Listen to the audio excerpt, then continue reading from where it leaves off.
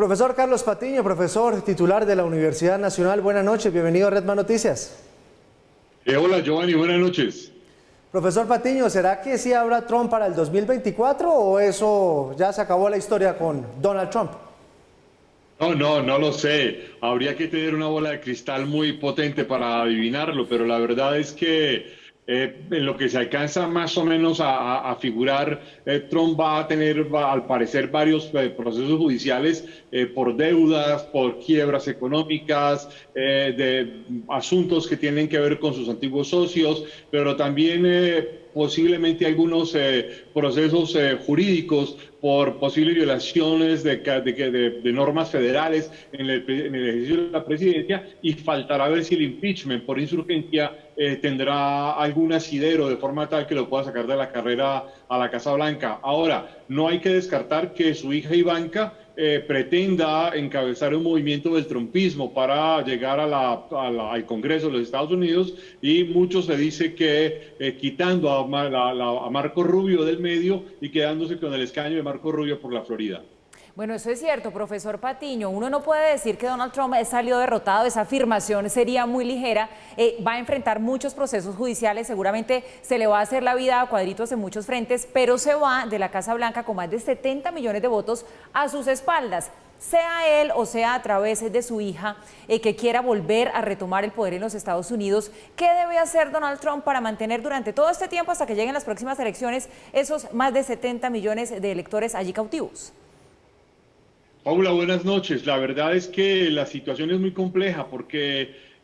lo que tú acabas de decir es muy cierto en general, pero una cosa era esto antes del 6 de enero y otra cosa es después del 6 de enero, porque con el golpe de Estado fracasado del 6 de enero, Donald Trump ha perdido una parte importante del Partido Republicano. De hecho, lo que hizo fue introducir la guerra dentro del Partido Republicano. Ya hoy se sabe que varios de los asesores de Donald Trump han venido estudiando la posibilidad de fundar un tercer partido que en principio se llamaría el Partido Patriota,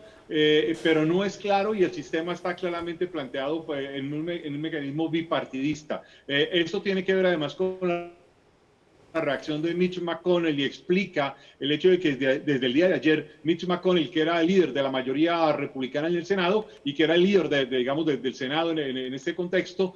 pues planteaba una posición muy importante, y es que Donald Trump había ocasionado los hechos del 6 de enero. Eso le ha pesado muchísimo, también ha tenido una consecuencia personal y en los negocios de la familia Trump, y es que muchas de las grandes marcas que hacían negocios con la marca Trump han venido durante las últimas 2 semanas eliminando esos negocios, sacándolos de un lado, cerrando contratos, es decir, eliminando contratos, cualquier intercambio comercial, e incluso pues ha habido una serie de reportes muy amplios sobre Ivanka Trump y Jared Kushner, cómo han sido repudiados en varios lugares, cómo están muy preocupados porque esto incluso podría tener un efecto importante sobre su carrera política. En ese contexto realmente es muy incierto qué es lo que Donald Trump podría hacer. Ahora, la verdad es que es una figura mediática muy fuerte, y quizás la mejor forma en la que podría mantenerse vigente es volviendo a la televisión, quizás con uno de estos shows como El Aprendiz, que le permitiría estar vigente y haciendo que la gente lo vea permanentemente, y donde podría además permanentemente sacar las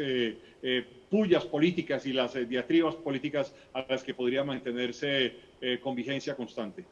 Y de pronto hasta las redes sociales, si le vuelven a abrir las cuentas. Profesor Patiño, ¿qué tan fácil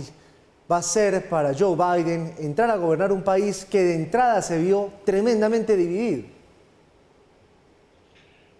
Yo creo que es muy difícil, y por eso la importancia del discurso hoy era clave. Era un discurso de unidad, era un discurso de superación, pero también era un discurso de crítica frente a la mentira, era un discurso de crítica frente al extremismo político, porque lo que vimos en el gobierno de Donald Trump fue un ejercicio del extremismo político, un ejercicio de la sectarización de la sociedad, un ejercicio de la división permanente y de utilizar la diferencia establecida en contra de los otros, no para buscar acuerdos, sino para exactamente no buscar acuerdos, sino propiciar encontronazos, propiciar, digamos, disputas, irrupciones. En ese contexto, pues marcaba, digamos, un punto muy importante. Ahora,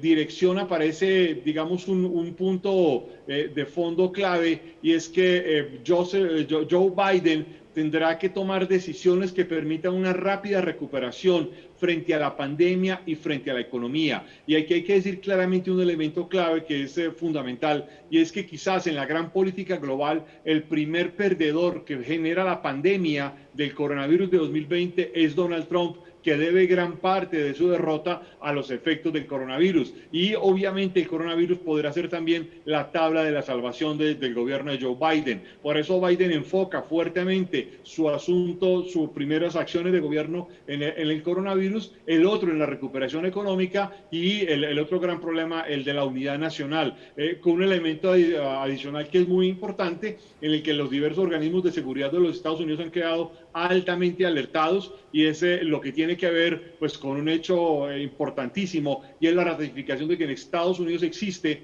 una amenaza terrorista real de carácter interno que ya intentó dar un golpe de Estado. Y se ha impuesto, profesor Patiño, para lograr esos objetivos Joe Biden una meta bien grande. Él dice que en sus primeros 100 días va a vacunar a 100 millones de estadounidenses contra el coronavirus. Vamos a ver si lo puede lograr. Pero volviendo un poco al expresidente Trump, se le da mucho palo casi que en todos los frentes. ¿Hay algo positivo, hay algún legado de lo que haya hecho bien?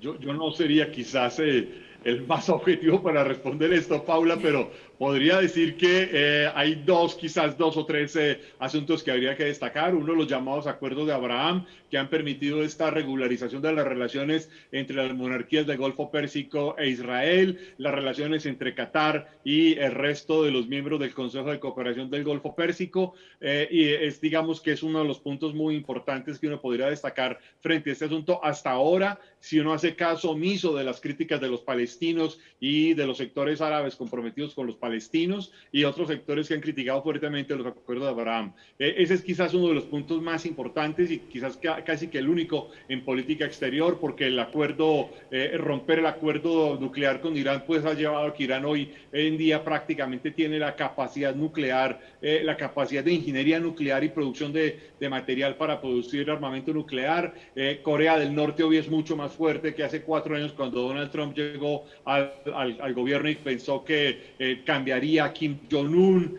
China se ha fortalecido de la forma más espectacular en estos últimos 4 años, de una manera realmente impensable. Y bueno, así ha ido pasando muchísimas cosas. Abandonó a los aliados europeos, que son los aliados estratégicos básicos de los Estados Unidos desde el fin de la Segunda Guerra Mundial, y todo digamos, montón de elementos. En el frente interior,